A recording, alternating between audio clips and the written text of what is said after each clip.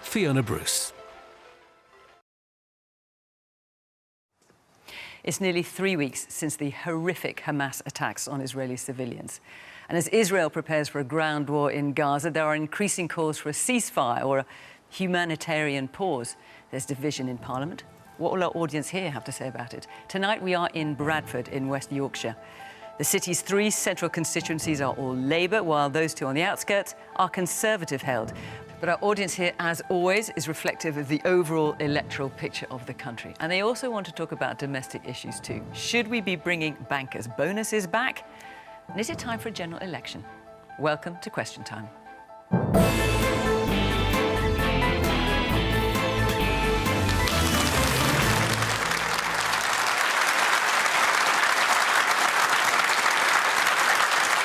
The government, Rowley, who's a minister in the Department of Levelling Up Housing and Communities. In winning the North East Derbyshire seat in 2017, he became the first Conservative MP there in nearly a century. He's previously been deputy chairman of the party. From Labour, Jonathan Reynolds is a shadow secretary for business and trade, elected to the Commons in 2010. He also chairs the parliamentary group Christians on the Left. Alyn Smith is one of 43 Scottish National Party MPs at Westminster. Having spent much of this century as an MEP, he was elected to the Commons in 2019. He speaks for his party on European affairs. Baroness Sayeeda Warsi is the first Muslim woman to ever serve in cabinet and was also co-chair of the Conservative Party. After 4 years as a minister, she resigned from David Cameron's government over his support for Israel during a previous Israeli-Gaza conflict in 2014.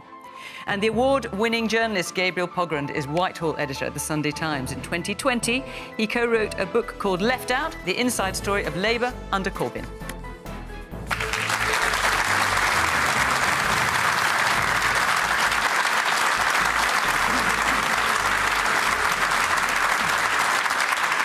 Welcome to our panellists, welcome to our audience here in Bradford. Great to see you. Welcome to you at home, of course.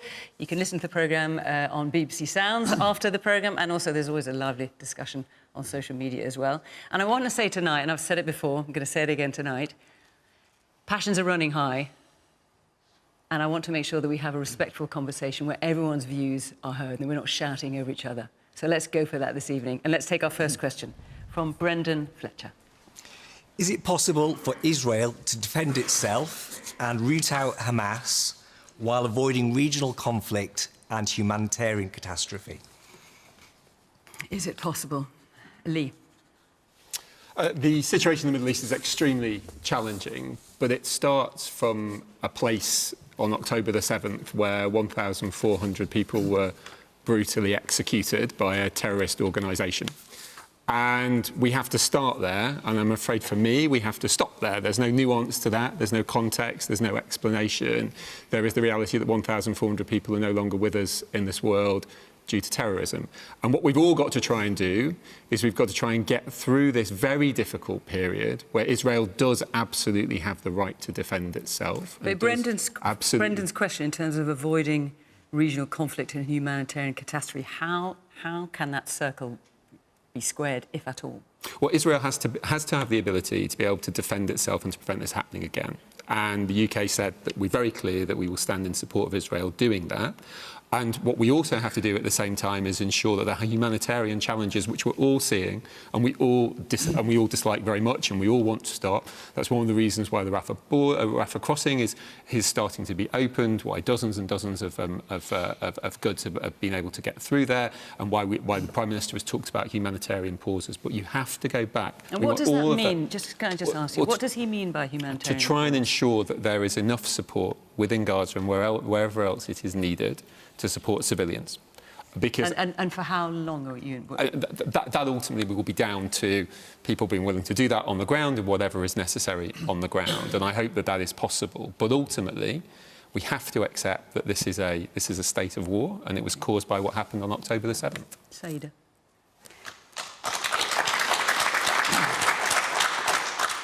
I would urge everybody to go out and inform themselves about the Israel-Palestine conflict. It didn't start on the 7th of October. It started...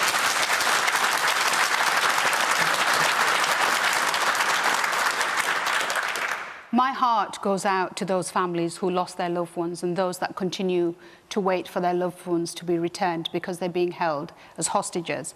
But the only way that we ensure Israel's long-term security is by ensuring that Israel ends the occupation.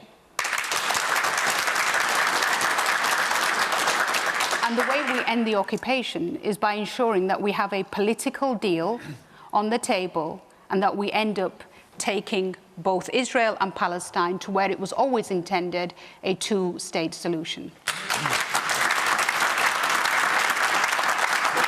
Jonathan. To answer Brandon's question, I think the answer has to be yes. Any conflict has to be conducted in accordance with international law. That should always be what we believe and reinforce should happen. I think the scale of the human tragedy here, the suffering on both sides, means we all want to see that come to an end. I don't think you can... I think many of us probably have struggled to sleep this week with the things we've seen, the things we've heard, the scale of that. And you've always got to bring it back to human suffering, and every civilian life is of equal value. There's been a lot of talk about a ceasefire this week. I think if that was something which meant that Israel could not try and get those hostages back or left the same threat in place, I don't think that would be allowing Israel to defend itself, and I don't think that would be possible. I do think it's clear right now on the humanitarian question, Brandon, to answer your specific point, that not enough aid is getting into Gaza to meet the needs that are there, and that's why I think the move for a humanitarian pause has been put forward at the UN. That would be the right thing to do to get that aid. So that's into a brief Gaza. cessation of hostilities before they resume again? Well, I think that has to be, given the scale of the challenges in Gaza and, again, the human suffering there, that has to be something that is promoted. Now, it's a shame that the UN, it didn't go through, but that, yes, I think that is essential at this stage. But I also agree with Sayeeda, and I think the only way we can not just end this stage of what has been a long-running conflict is to get a political process back up and running, no matter how hard that is. It's certainly not going to be easy, but a two-state solution, that is security for Israel and prosperity and dignity and security for Palestinians as well. That has got to be what we fight for, and it cannot be, no matter how hard we pull away from. OK. We had a lot of questions on this, and there's a lot of hands up, so I'm going to come around to quite a few of you now. Yes, the woman there. I just think the really passive language being used by the government is quite disgusting. This isn't a humanitarian crisis. This isn't something passive. This is a brutal bombardment of a civilian population that is half children. And I think it's time that someone start to find a backbone and start saying that this isn't OK. Everybody's condemning the attacks that Hamas conducted. No one in their right mind would say that that was OK. But when do we start condemning the murder of children from the sky? When do we start condemning bombing mosques and churches and apartment buildings? When do we start condemning that? Who do you make a ceasefire with? This is a terrorist organisation which has executed babies, which has uploaded murders to Facebook. Hamas is an organisation that needs to be taken out of the Palestinian area. There is absolutely zero ability to negotiate with these people. They're putting. How many Palestinian lives? Let him speak, and then I'll let you speak. They are putting rockets next to civilian populations. They are using the Palestinian people as humanitarian shield. There is absolutely no way we can negotiate with them. If you want to free Palestine, if you want a peaceful Middle East, Hamas need to be removed. It's not Hamas we're seeing blown to bits on social media, is it? We're seeing children, women, old people, even, I mean, the men as well, poor fathers with their children in bags. Exactly, Jewish people. Hamas are embedding themselves. That's Yusuf asked, what's the exchange rate for an Israeli life to a Palestinian life? What does the death toll have to get to before this ledger becomes equal? What is it? Because it's thousands. Let me come around some more of the audience, please. The man back there with the white shirt, further back in the glasses, yeah. I absolutely agree that it's horrific that there are so many casualties on both sides. I have to say that I completely disagree. It did start on October the 7th. Whatever happened before is completely separate. This is a war that was started deliberately by Hamas on October the 7th. And I'd just like to ask one question. What do we really think Hamas expected? They knew exactly what they were doing, and they have made the Palestinians the victims just as much as the Israelis. And the last thing I'd like to say is, Palestinians aren't the Israelis' enemies. There's this fixation that there'll never be peace. There will be peace, but you give me, as an Israeli, as a Brit, you give me somebody who I can talk to who's not going to tell me, on the flip side, actually, I want to exterminate you and I want to kill all your family. Let's hear from the man in the glasses there. Yes. I think there is a peaceful side 2 points. You've got the West Bank, where you've got Mahmoud Abbas, who's prepared to talk dialogue, but it's not going nowhere.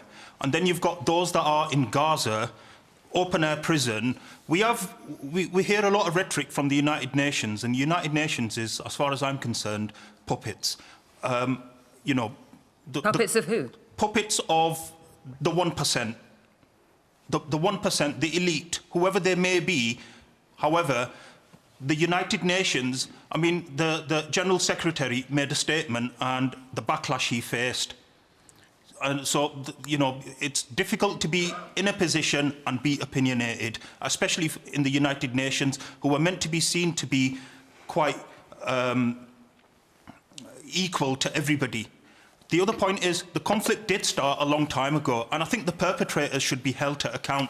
Britain and France have the biggest accountability to account for in terms of the beginning of this conflict. They were the ones that signed over the agreement to say that Jews were allowed to have a piece of Palestine. Historically, we need to look at it with a clear narrative rather than looking at it from the 7th of October. Okay.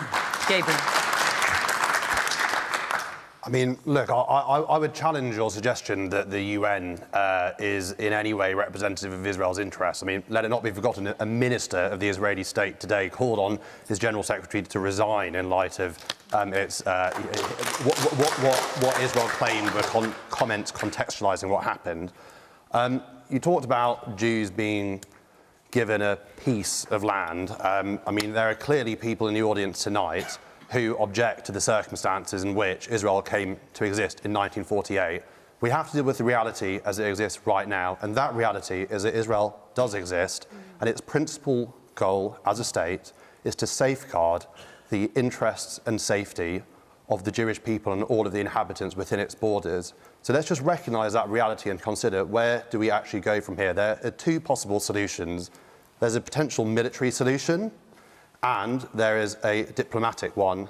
And anybody who talks about a ceasefire has to state in detail what the diplomatic solution looks like. There's been the inevitable condemnation of Israel's response, and candidly, I'll try to be intellectually humble. I have no idea if in the context of asymmetric warfare there is any way of avoiding civilian casualties, although the numbers are horrific and disgusting and heartbreaking. So if you want to avoid more of that, you have to have specific, detailed ideas. And I will say, I find it extraordinary, and it's easy to forget, Turkey is a member of NATO. Qatar owns half the real estate in London. They have for 2 decades hosted large proportions of Hamas's leadership. We have to use not only the West, but our allies in the Middle East and their diplomatic resource to ensure Hamas the only way this ends is if Israel can look its population in the eye and say, after this status quo shattering event, the biggest murder of Jews since the Holocaust, they have to, Bibi Netanyahu, whatever one happens to think of the man, and I do not think either side are well served by their leaders, he has to be able to look his public in the eye and say, I've extracted security guarantees.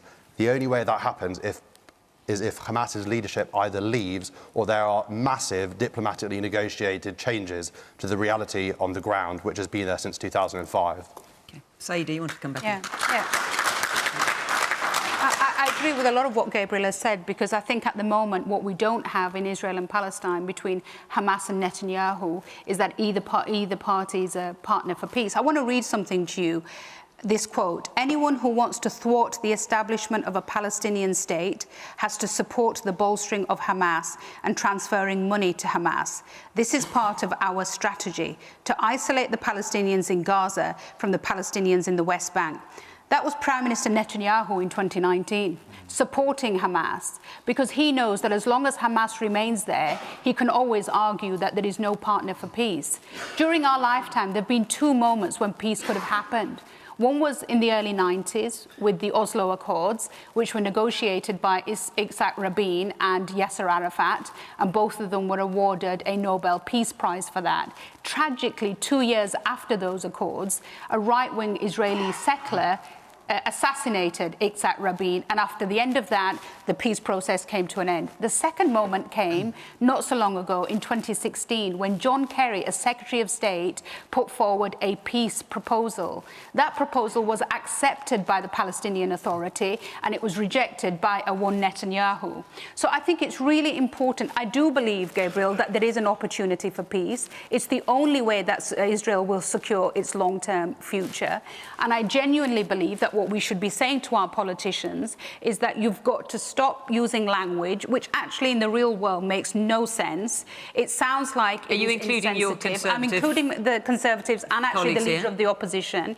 In the real world, it sounds insensitive. It sounds like it's one-sided. It sounds hypocritical, and it sounds like you do not understand the depth of this issue, and it goes no way towards actually resolving the issue. All you do is embolden Netanyahu, a man who is mired in allegations of corruption, who actually in his cabinet has a minister who has been convicted of terrorism, another minister who is a self-confessed fascist, and who are governing on the basis of a coalition agreement which denies the very right of the Palestinian state to exist. Alyn.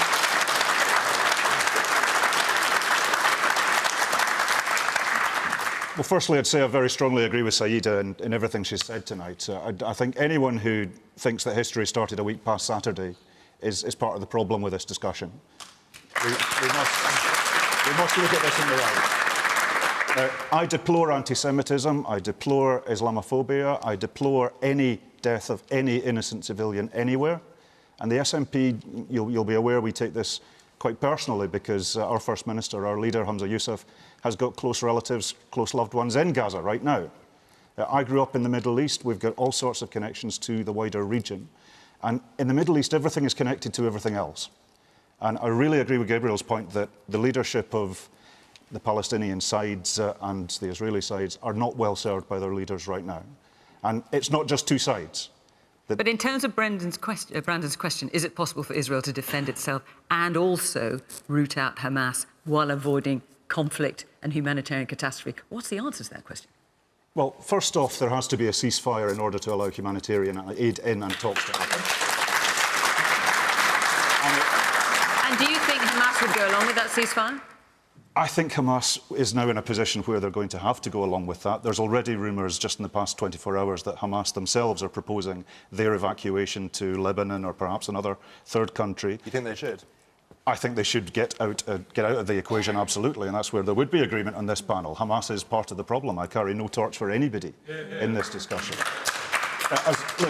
I'm a gay man. I would far rather live in Tel Aviv than Ramallah. Hamas throws people like me off high buildings. I carry no torch for anybody in this. And none of us should be partisan within this. So war has rules. International humanitarian law has to be the basis of any negotiated settlement. Every single conflict in human history has ended with a piece of paper and a treaty. There has to be negotiation, however tough, however hard. There has to be peace, and the way that you can actually get to a peace is by talks. So there has to be a ceasefire, there has to be a talks-based settlement based on international law, and we need to see that actually taking forward right now because too many people are hurting on all sides. Man here in the black shirt. Israel is killing babies and the elderly on a daily basis. Thousands are dying. They're not committing to the international laws. Why is the world standing by while Israel continues to break every law there is and continue with the murders? And what do you think Israel should do about Hamas? Israel should have dialogue with Hamas. They should have a ceasefire straight away.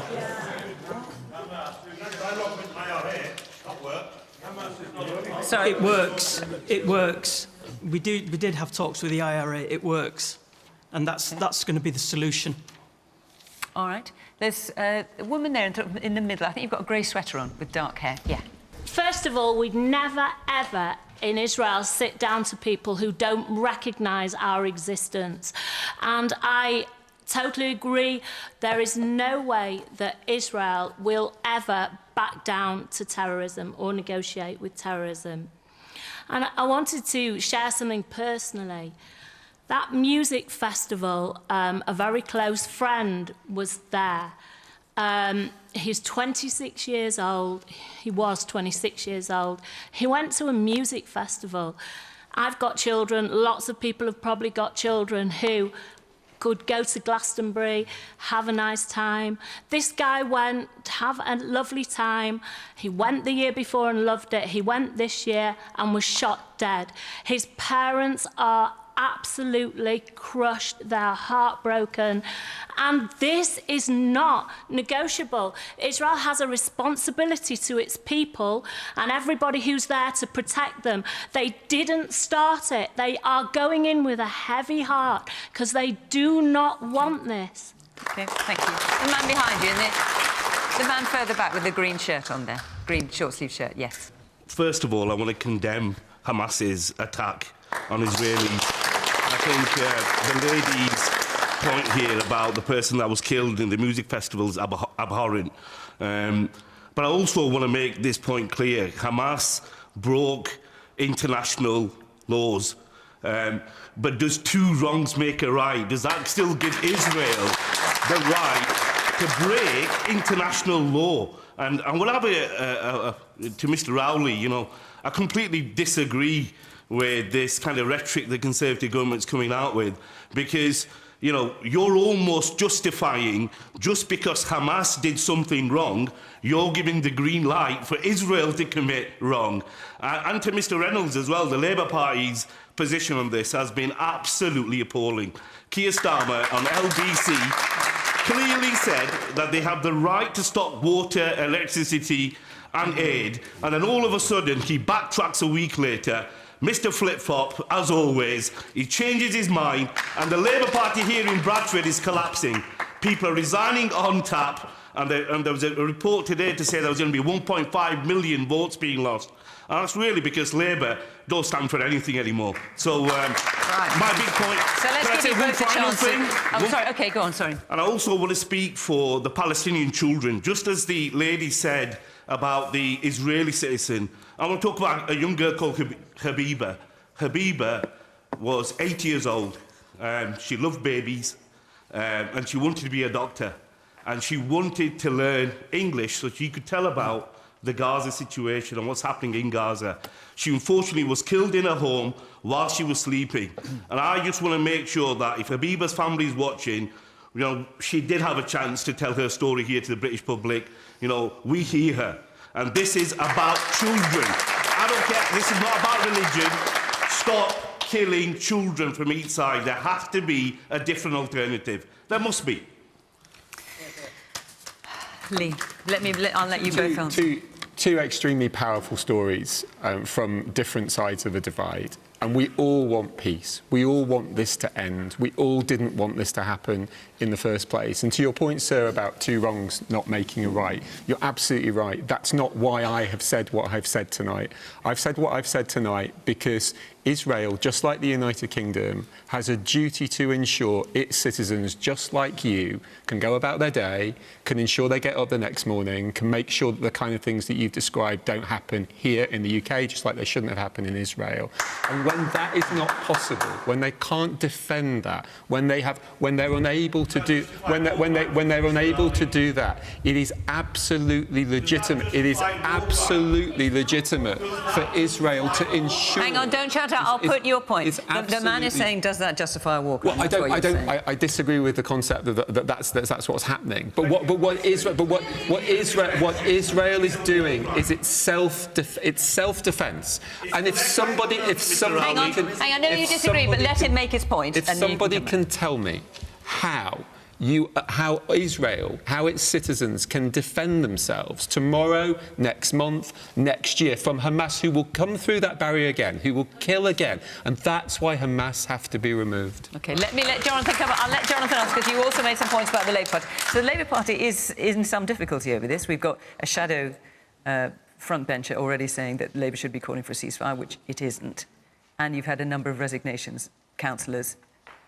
Dozens of MPs, Labour MPs, have signed an early day motion for a ceasefire, What is the Labour position now? The Labour position has been the same from the beginning, which is that Israel has that right to defend itself, as I said in my opening answer. But in terms of a ceasefire or a pause, what's Labour's position on that? We're not that in seems favour to of a have evolved. ceasefire. We do believe a humanitarian pause is necessary to get aid in, and the position has always been, sir, Israel has to have that right to defend itself. I said that clearly at the start. That must be done in conjunction with international law. That's not negotiable, but that must be done with aid getting into Gaza, whether that's food, fuel and medicine. And language is important at all times. It's particularly important at a time like this, where there's been a query. We've clarified that. I think that is the right thing to do. And do you think you're convincing your own party, given you've got a shadow front bencher who's resigned today? I think the position That person's clearly not convinced. I think the position is clear. I think this is incredibly difficult. It's a difficult time for any of us to be representing any community, and I think I wouldn't criticise... but has called for ceasefire, I wouldn't criticise any person trying to express the views of their constituents in a way which will be challenging, and I think, frankly, it's not really about the internal workings of British political parties. We're trying to get that position.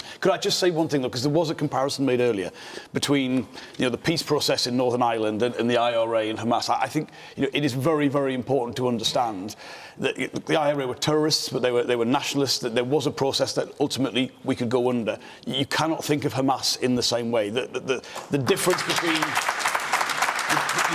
The difference between the Palestinian nationalist movement, Fatah, the Palestinian Authority, and Hamas is very, very different, sir. Hang on, let him answer. And I just think it's very important to say, you can say, go and talk to them. They would not want to talk to Israel. They would not be interested in a peace process. What they are interested in is the kind of brutal surprise attack that took place on October 7th, and we just have to acknowledge that is the reality. Gabriel, you want to come back in?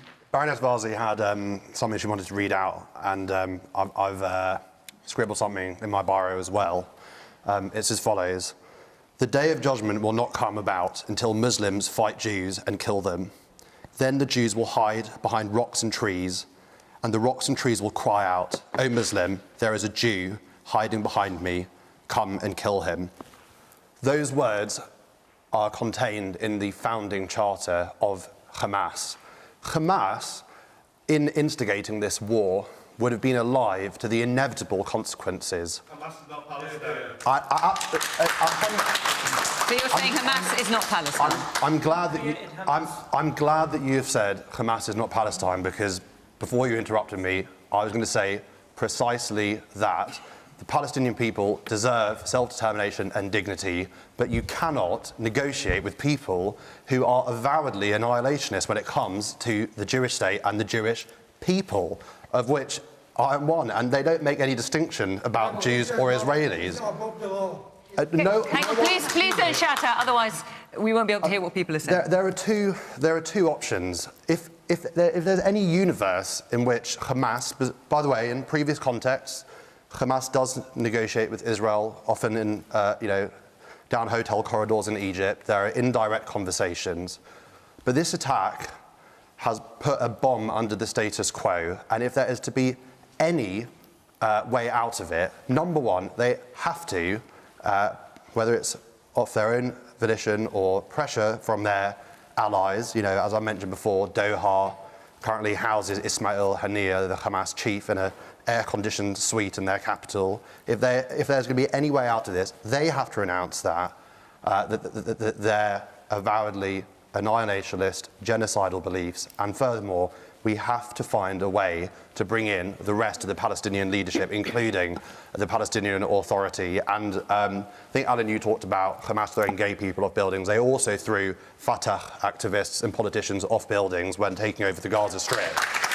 They're not realistic interlocutors for achieving an end goal that sees Israel and Palestinians seeing peace and security side by side. Okay. The woman here with her hand up. Ultimately, there is going to have to be dialogue, because people can't just go on, carry on killing each other until the whole of the Gaza Strip has been flattened and there's no one left alive. People do need to talk to each other, and surely the intelligence services and the allies of Hamas know who the leaders are, they know where they are. Those conversations need to start, and a ceasefire has got to be the starting point. Okay. Woman there, woman there in the glasses, yeah. I think we should remember what Golda Meir said. Perhaps change the word from Arabs to Hamas. She said There will never be peace in Israel until Hamas learn to love their children more than they hate the Jews. OK. And let me ask the woman there who just, with the leather jacket on, I think? Yes. Yes. So we're talking about the diplomatic and the military situation happening in the Middle East. And as somebody who has a background in journalism and political science and who has worked at a short period in the White House and has been at the UN, I'm a huge advocate of free speech. But what happens when free speech becomes hate speech? And where are the limits? What can be done because of what's happening? We're talking about, you know, a whole organization who wants to annihilate, and the things that are happening not only here on campuses and on the cities, but across the United States, the protests that are happening in tremendous, outlandish numbers. What can we do now? OK. That's a big question. Not quite what Branda's question was. Half an hour has elapsed. And I'm thinking I'm going to take another question. Could I have this other question? You want to wait one more point before I do? All right, go on then. I think one thing that is being missed altogether in this conversation, and politicians everywhere, is who is behind this. And I saw BBC TV, an Arabic presentation with a respondent who, it was with subtitles, and he said, "Why are you talking like this? This is Iran. Iran came into Syria and destroying Syria. Iran came into the Yemen with the Houthi rebels, they're destroying Yemen. Iran came into Lebanon, Lebanon is mostly destroyed. And now Iran is in Gaza. And Hamas is supplied by Iran, and it's also told what to do. And at the moment, there was about to have Saudi Arabia, in the Abraham Accords, was going to sign some kind of peace arrangement with Israel. It was a momentous act of peace. And this whole area of the Arab world was making peace and prosperity with Israel. And Iran could not accept that. And that's when they said to Hamas, now is the time. And unless we face Iran head on and tell them to stop meddling, stop interfering with the Arab world, you're not Arabs, and you're ruining the Arab world. And they've got to back out, we've got to confront them. Well, we will revisit this subject, I am absolutely sure of, in the coming weeks. Brandon, thank you for your question. I'm going to take another question. There's a lot of you asked about this. Obviously, most of you want to talk about this, and that's why I've given it half the programme. But in order to do justice to your other questions, I'm going to move on now. Before I do, I'm just going to say, tell you where we are next week, which is Chipping Campden in Gloucestershire. And the week after that, we're in Llandudno on the North Wales coast. If you'd like to come and go to either of those programmes, Chipping Campden or Llandudno, go to our website and you can follow the instructions there. And incidentally, if you want to have a picture of your town here, you may laugh, Sayeeda, but we like having these pictures here. You can go to the website and follow the instructions there, and it gives us some sense of as we're moving around the country, which we like to do. OK, we're going to take another question now from Abby Turton. Is the scrapping of the cap on bankers' bonuses an insult to working people struggling in a cost of living crisis? Right, so this happened on Tuesday, OK. Jonathan. I mean, I think people seeing this story, there'll be disbelief that this is an announcement during what is a really hard cost of living crisis and still the dominant problem for many people in this country.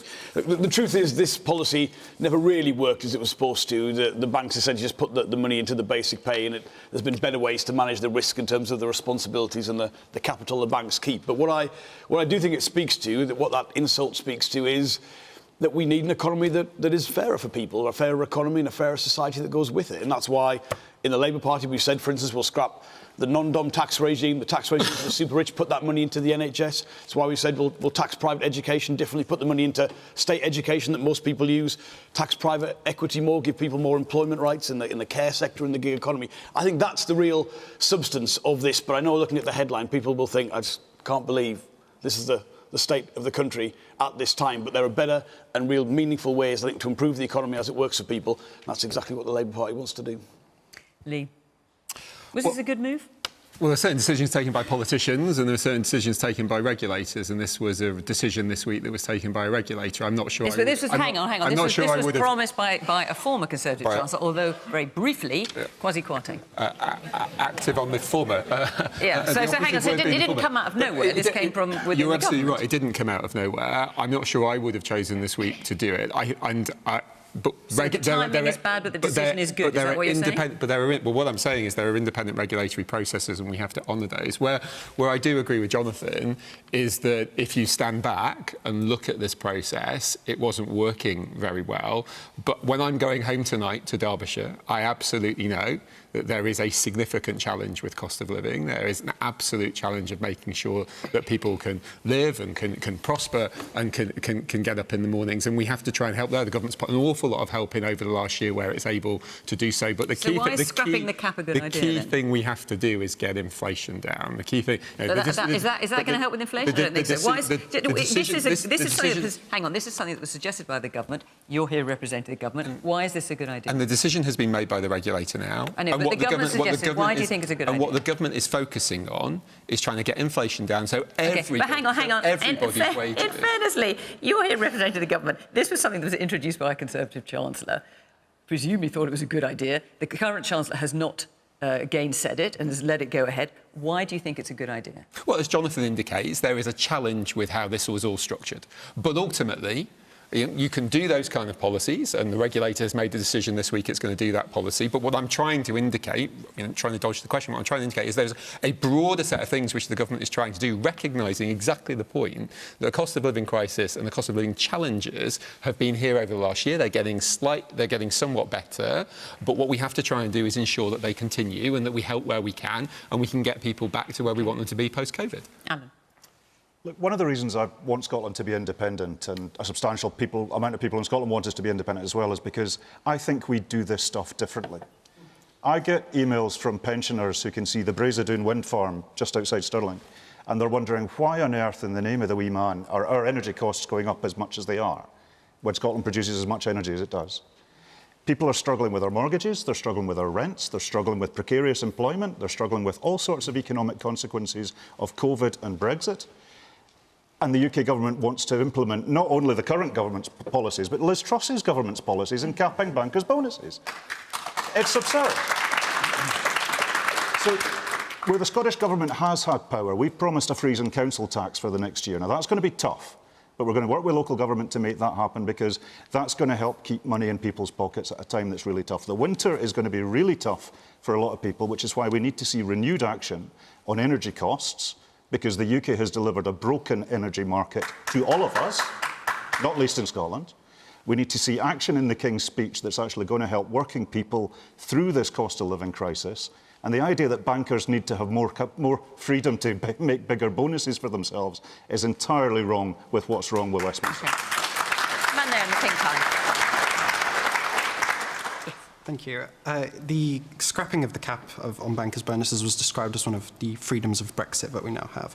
Am I to believe, as someone who lives in a relatively impoverished part of Britain, am I to believe that these benefits of Brexit involve the rich getting richer and the poor getting poorer? There you go. Okay.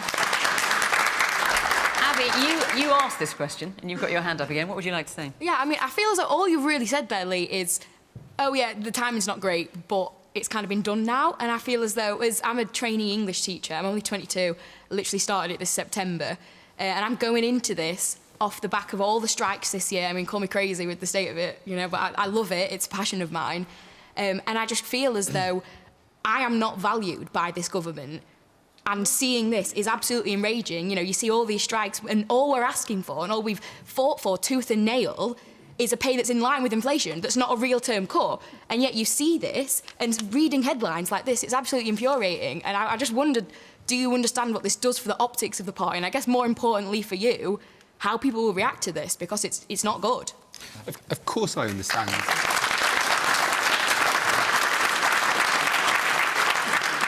Of course I understand the challenges, and I see it because in my constituency, where I'm from, where I was born, where I grew up, where I went to state school, I absolutely understand the challenges of how we make society fairer and how we make society work. But in order to do that, the honesty that I need to tell you is that there are trade-offs in politics. Politics is the art of infinite and very, very worthy demands with very, very finite resources, and that's the job of politics. So what we're trying to do is make sure that we can support not just education, but also the huge challenges we've got post-COVID in the NHS and many other areas. And the reality, any politician that tells you that all of this can be done to the place where everybody wants it is a politician that isn't telling you the truth. And what the government is trying to do after an extremely difficult time post-COVID is balance all of these different things in order to get through and bring inflation down so that we can have a brighter tomorrow. Do you agree with that, Sayeeda? No, I don't. Because... Sorry. I'll tell you why, because this particular cap was brought in after the 2008 financial crash, when banks were seen to be working in a way which was like casino banking, and bankers were taking huge risks with people's money, which eventually resulted in the financial crash, and countries all across the world had to bail out banks with taxpayers' money. And off the back of that, it was felt appropriate within the European Union to say that these bankers should not be getting these excessive bonuses and therefore we should cap them. And let's not forget what was agreed. These bonuses are capped at 100% of the banker's salary. So if a banker is on 50,000, he can get an extra 50,000 in his pay packet. I think if we said to any worker in this country that your bonus is capped at 800, 2 times if you had shareholders' permission. So there was even a possibility to have it 2 times your salary as long as the shareholders agreed to it. I think if you said to anybody in this country that you can have a bonus which is your salary all over again, they would think they were quids in. And so so we have to therefore say, why did the government do this? And I find it really shocking, Lee, at a time when the Prime Minister is saying to public sector workers, we cannot increase your salaries because we're trying to get our first priority of getting inflation under control, so we can't put more money into nurses' pockets because we think that will have an inflationary pressure, but we can put more money into really rich bankers' pockets because that won't affect inflation. It's a completely...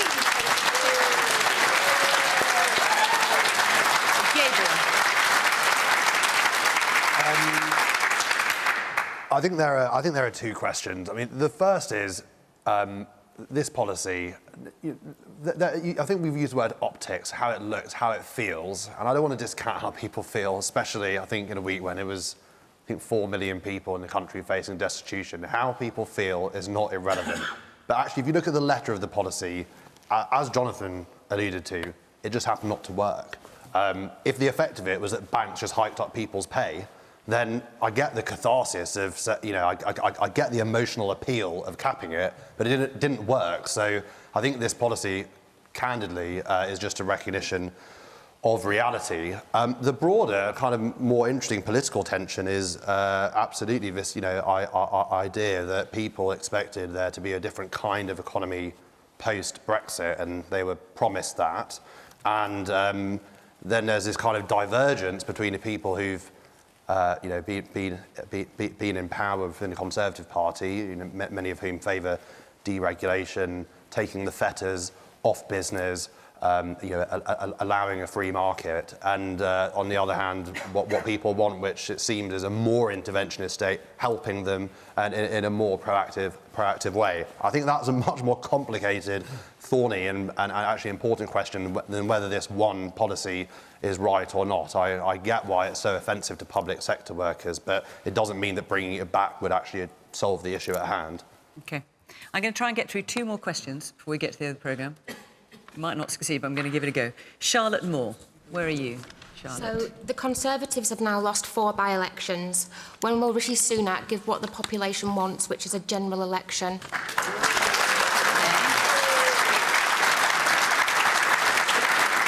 Well, it's whether it's what the population want, don't know, but it's clear what you want, Charlotte.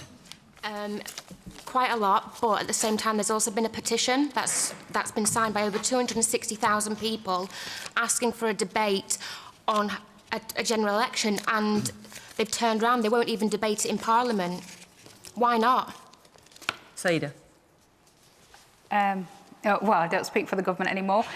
But there was a poll. What's your opinion? My opinion is that Maureen Coleman did a research piece, a polling piece, in which they said that actually 3/4 of the public do want a general election by May of next year. And there's some suggestion, actually, from what the Prime Minister said recently, that we may have a general election in about 12 months' time from now, which would be autumn of next year. My instinct is that he's been in power, the Prime Minister's been in power for a year. He's laid out 5 of his priorities, and it will be those 5 priorities that the public will judge the Conservative Party against. And I therefore I believe that the best time to have a general election would be around autumn of next year. OK, Gabriel? Look, I think that there are a lot of people, including the Labour Party, who are whispering that Sunak's going to spring an early election on the public. I get the political imperative for the Labour Party to say that they have to look like they're not being, they have to look like they're preparing for all scenarios. I think it is, a law of political gravity that Prime Ministers like being Prime Minister as long as possible.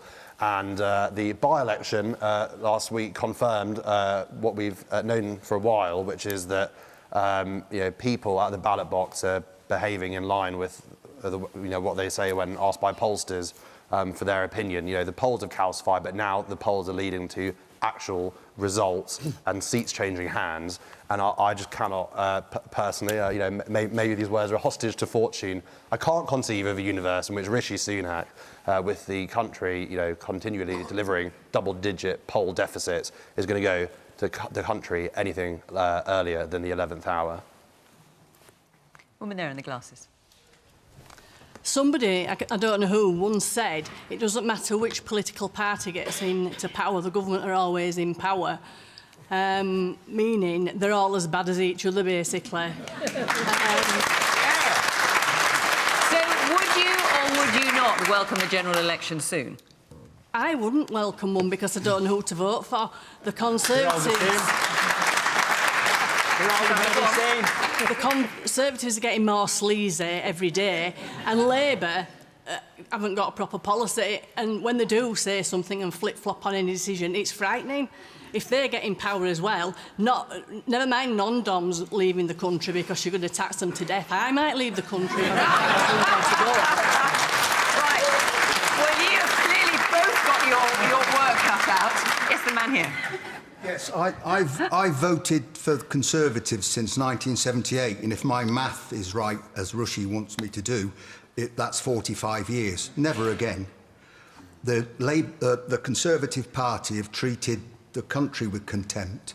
They've treated me with contempt, and it's about time the country had a chance to vote to put the Conservatives on the opposition benches for a few years so they can reflect on what they've done, the damage they've done to this country.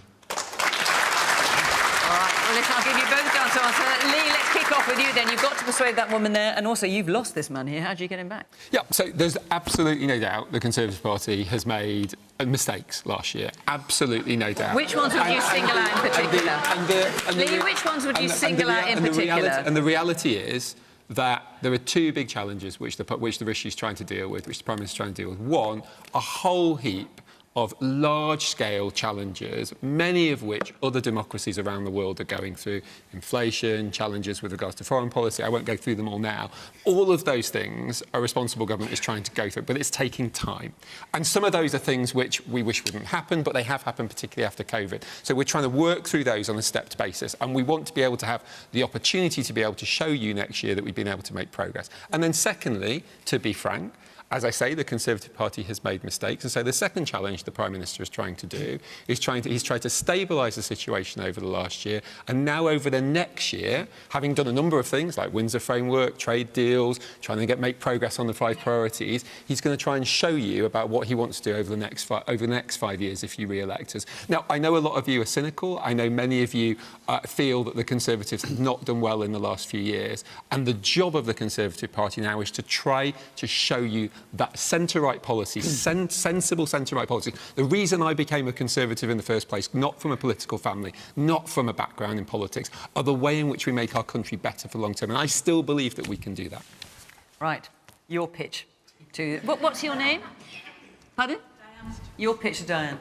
Well, let me say, first of all, to Charlotte, we do need a general election, but I don't say that because Labour's winning elections. I say it because there are big decisions being taken and there's no mandate for those decisions, and they have huge consequences for people. I think people want to have a say in that. I mean, if you think about the Prime Minister's pitch, which is he's making long-term decisions, I mean, cancelling infrastructure projects, making short-term changes, those aren't big long-term decisions, and he should have a mandate. I mean, I just looked up on the way Diane here. thinks you're a flip-flopper. Well, I'm going to come to that point. Or at least you're Let me just say on the long-term decisions, right? Boris Johnson promised this town, this city, Bradford, a new station. Boris Johnson then cancelled that. Liz Truss then promised a new station for Bradford. Rishi Sunak then cancelled that as Chancellor, only for Rishi Sunak to promise that again as Prime Minister. I mean, you need a say in this, right? And just... But answer Diane's question about flip-flopping. You say Labour hasn't got policies. Look, we've got policies to build more homes, to put more money into the NHS, to put more money into the state education system, to have a clean energy system so we're not dependent on these dictators and the oil price flying up and the gas price flying up, so you've got to pay higher energy bills. Plans for more police. And look, you might not be with us yet, Diane, but the fact that we are winning those by-elections from Rutherglen to Mid-Bedfordshire to Tamworth, you know, places we haven't had an easy time in recent years. We've been able to do that because we've changed, because we've listened, and people can look to us as a proper vehicle to get rid of this government and get you one that starts delivering on the things that you really care about. Alyn, do you want a general election sooner rather than later? We're ready for it when it happens. We actually literally today just confirmed all of our candidates for the Westminster election. I'll be candidate for Stirling and Strathallan. But I have to say, and I'm conscious I'm speaking to an English audience, that I think the change that the UK needs, and the UK's on the skids, and I think the change that is necessary for the UK goes beyond a change at leadership at number 10. There is big structural changes that need to happen in the UK's electoral system, in the way that the UK manages power, in the way that the UK interacts with the wider world. Now, Lee talks about the Windsor framework and the trade deals that have been done. All of that was trying to fix the mess that Brexit created, which his party did. And the Labour Party was posted missing upon. Which the British people made a choice on. Well, the people of Scotland didn't. Well, the British people did, and until it changes, we are in a union of the United Kingdom, and the Union of the United Kingdom made that decision, and it was absolutely incumbent upon the government of the day to make sure that decision was implemented. Otherwise, we would have a whole heap of additional problems right now, with people being even more cynical. Well, we've already talked about one of the biggest benefits of Brexit, which is for bankers' bonuses to go through the roof. Oh, that's not serious. So I think that the UK needs significant change. We're ready for it from my party's perspective whenever it happens. Even though you lost the last by-election? Well, we lost the last by-election, and that was sore, and I wouldn't pretend it wasn't. I spent a lot of time campaigning for a great candidate in Rutherglen, Katie Loudon. But I've met the Labour candidate who won and shaken his hand, and that's democracy. But the lady talks about all politicians are the same. I really think, and I sound a wee bit anarchy when I say this, but structures matter. The Scottish Parliament is elected by a proportional system where there's a greater plurality of voices. We're in a government partnership with the Greens, which means that politicians have to negotiate with each other to get anything done. All right. In order to get anything through the Parliament, there needs to be a consensus. We need to get away from the Punch and Judy stuff that the UK has been bedeviled by for so long and actually get longer-term consensus amongst our politicians. Diane, let me come back to you. Has anything you've heard here informed now how you might actually vote at the general election? No. And luckily, the SNP are not standing here, because if everybody in England's government's the same, SNP is a car crash for Scotland, if you read the news. Wheeling out the chestnut of Brexit, I've just been to Arizona. They've got high inflation. They've got high interest rates, maybe not as high as ours. Talk about inflation. You go into a supermarket in Arizona and you're paying £6 for a dozen eggs. You walk past shops, you walk past bars, everybody's hiring. And I said to my husband, well, Brexit struck in America as well, hasn't it? You know, you can't keep wheeling it out. You need to get on with it. OK. All right, Diane, you've had your say and we'd be glad to hear it. I'm going to just fit in this last question. You've got about 3 or 4 minutes. Let's change the mood for a moment. Sandy Firth, where are you, Sandy? I'm here. Go on, then. Should employees own up to any sexual, romantic or even platonic relationships with a colleague? Right. So the reason this has come up is because ITV has set out new rules following the issues with Philip Schofield, obliging its employees to disclose relationships with other members of staff, and not just familial or marital or quasi-marital, but even just friendships, shorter or longer term. Alyn, what do you think about that? Goodness. Can we not go back to bankers' bonuses? How on earth do you regulate for people's private lives? People are complicated beasts, and and we see this at Westminster, where I've seen some really pretty awful behaviours. And what's appropriate in the workplace is different in your family life. And there needs to be a common sense approach to this sort of stuff, that if you're in a certain situation, some things are appropriate. If you're not, you're not. And I think what ITV has tried to do is to create a piece of paper that's going to try and protect them rather than actually do anything that's useful. Yeah. I mean, the TUC, for example, have done a survey saying 1 in 5 people met their partner in work, 1 in 3 have a relationship with a colleague. I mean, it's tricky, Sayeeda. Yeah, I mean, I completely agree with you. This is a document which will basically protect their back off the back of the scandal that they had. But do you think they're making a serious point? Or do you think it's just impossible? If your relationship is above board, then everybody's going to know about it anyway. And if your relationship is illicit, the chances are you're not going to declare it. So I don't understand how this document's going to work.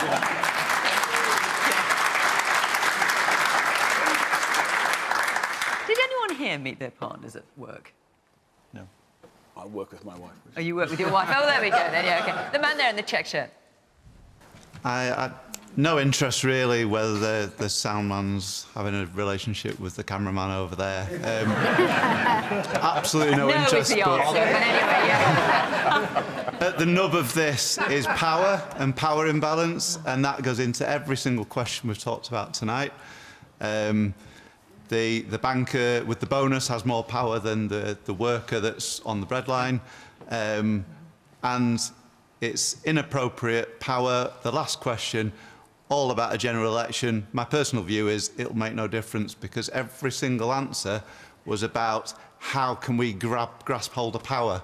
And it's not, I didn't hear any answers there about how they were going to change my life. Okay. And that's why I'll be spoiling my vote. And No. OK. Gabriel. You've only got a couple of minutes, so you have to be pretty quick. Should employees own up to any sexual, romantic or even platonic relationships with their colleagues? Does much of that go on in the old Sunday Times? Wow. I mean, I know my editor's watching, so I'm going to be very careful with what I say. I'm going to elegantly, foxtrot away from that and, address the question. I think you put it beautifully. This is actually about, what did Philip Schofield tell us? It was essentially that people at the apex of these big organisations have power and play by different rules to everybody else. So really, this deranged idea that, junior producer on Question Time or Cobb reporter on the Sunday Times should be filling out an Excel spreadsheet saying, I chatted to somebody in the canteen the other day. What does that mean? I mean, it means nothing. It's an arse covering exercise. And the real question... I also love that, after all my very sober points on Israel-Palestine, the one thing that gets me applause is this. So, well done, Gabriel. I'll tell you what I can, but I do think the bigger question in politics... you have to be quick, so I'm going to get 2 more people in. Go on. And indeed in television, it's actually how you manage the people at the very, very top. Jonathan. Well, I work with my wife in this role, which I do declare. Actually, when I was a trainee solicitor, you had to do this. You had to declare any... But even friendships? No, that would have been as embarrassing as it sounds. So, as the gentleman there said, look, good workplaces, good workplace culture, it's about a lot more than this. It's about independent representation, true union rights in a workplace, about access to justice, good management, whistleblowing. That's what I would like to see all employees focus on serious stuff. Lee. Well, we've spoken today about politicians, Punch and Judy and things like that, and I think actually Alyn said it very, very well. Difficulty regulating private lives, but ultimately there is a balance to be struck, and there are some things where it is obviously clear that disclosure should be necessary, and some things where it seems relatively ludicrous that that's the kind of thing which should... So I think, for once, we'll agree. There we are. Look, our hour is up, and I think we've done the whole gamut of human emotion from the start to the end of this programme. That's it for us. Thank you very much to our panel. Thank you very much to all of you here for coming along here tonight in Bradford. And thank you, of course, to you at home for watching. And remember, if you can't stay up late, you don't want to watch us after 10 o'clock news, we are live on iPlayer at 8 o'clock every week. And I just want to say thank you to Darren Speck, who's here in the audience somewhere. Darren, there you are, for these photographs here. Thank you very much indeed. From Question Time, till next week. Bye-bye.